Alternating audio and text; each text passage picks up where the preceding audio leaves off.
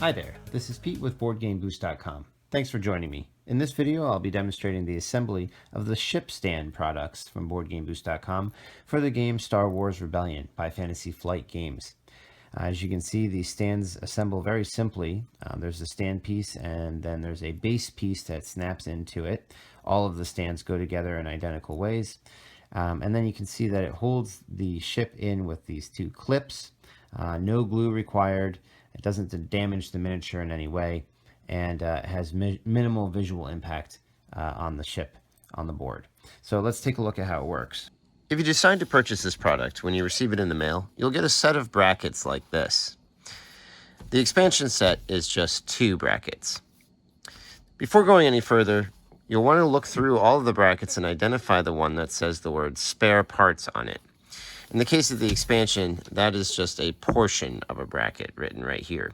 It's only written on one side, not the other, so you do need to look carefully for it. And the reason this is done is so that you'll have all of the spare parts that you ever might need all on one piece here. So you can just go ahead and set this aside, store it somewhere in case you ever need it down the road. You won't need it again for this initial assembly. In the case of the expansion set here, again, you can see it's just one part of a bracket, so you can actually find this line and just wiggle it a little bit and snap this other piece off. It'll have some paper goo, that's okay. But again, you'll have this one singular piece here that you can set aside and store. The next step in the process is to punch these parts out of the brackets.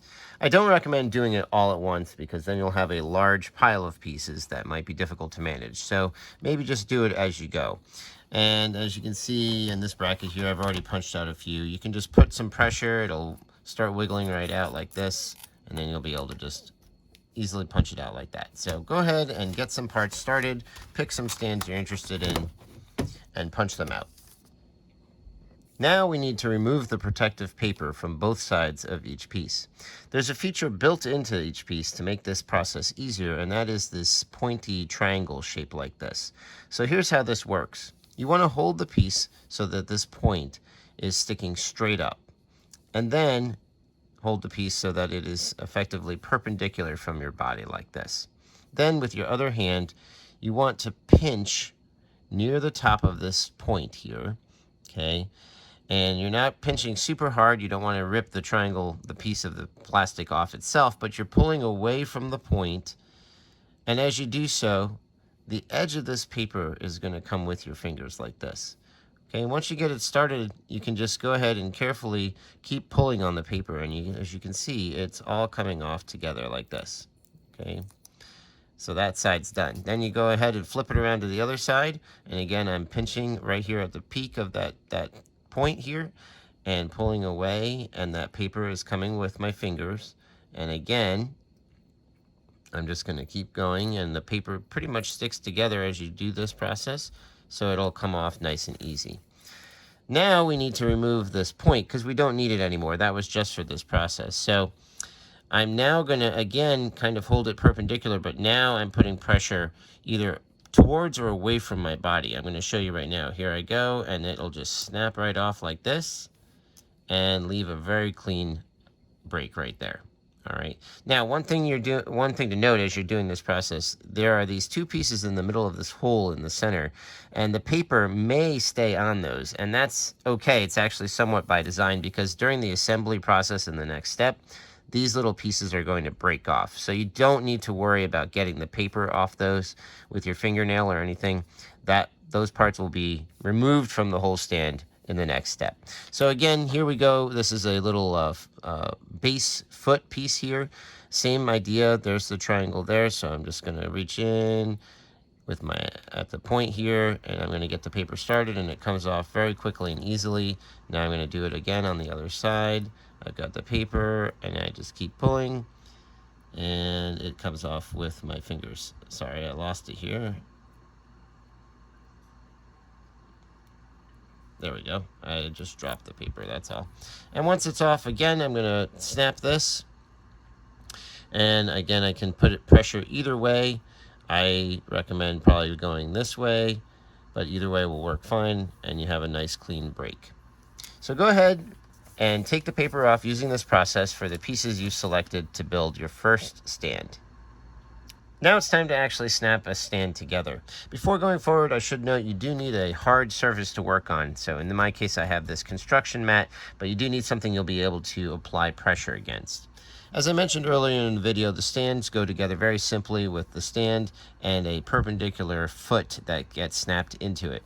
There are two sizes of feet, a small and a large, and you'll be able to pretty readily tell which one you need. So in this case, you can see this part here is going to snap into this hole, and again, these little pieces in the middle are going to break off, but you can see that this is the right size compared to the large, which is quite evidently too large upon inspection. So we can just set this aside. We won't need it for this.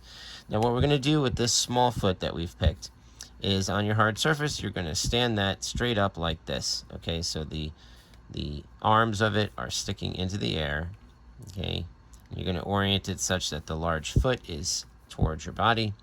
And now we're going to take this and we're going to align it so that it's right lined up with that hole in the middle. Okay, and it's a little hard to see in this camera, but you would just want to make sure it's left and right aligned. And then holding it like I am, you're going to want to put pressure straight down onto it. And those pieces in the middle are going to pop off as you do this, okay? Now, just a word of warning, because again, those pieces are breaking off. You can see them right there, and they're going to fall onto the table. Obviously, they're small parts, so just watch your eyes as they pop out. Watch pets or small children. And then, as you can see, we now have our piece, our foot piece, snapped into our stand. We're going to look at this carefully to make sure that it is completely snapped in, completely flush. It is. And now you have your stand. If for some reason, as you do this snap-in process, it is very hard, particularly hard to get this snapped in, or on the other hand, it seems too loose to you, just pull the piece out and insert it from the other side of the stand, and it should resolve the problem. Once you have a stand built, you can go ahead and put the ship into it. In the bottom right of every stand, there are the initials of what the stand is for. So in this case, this is a TIE Fighter stand, but I'm actually going to demonstrate how to put most of the ships in using this right here, which is for a Mon Cal cruiser. You can slide the ship into the clip either direction. Generally, though, you want this large fin to be in the back, just aesthetically. But again, it can go any direction. In this case, I'm just going to start it out a little bit ahead of the area. You can see it's loose here, and then I'm just going to slide it in until it's snug. Doesn't take long. It's snug in there, and everything's set, and then it'll just stand very nicely. All of the ships go in the same way. The only exception is the TIE Fighter, and maybe one or two others, but in just a moment later in this video, I'll go through every ship quickly and show you how it snaps into the clip. One other thing I want to note is an optional feature. You can see that on every base piece, right on this arm, there are two notches cut, and that is for if you ever need to break that off. So here's an example with this airspeeder. You can see that the way it's held into the stand, it's very lopsided. It's facing out one way more than the other. So you can see if you ever want to do this, in this case I have this ship reversed so that it is hanging over this fin, and I don't really need this back here. The stand will be pretty stable without that. So if you want to break this off, those lines are so you're able to. I'll just go ahead and do it here, but you see I just broke it off, and now it's a nice flat surface there, and this takes up less space than it needs to.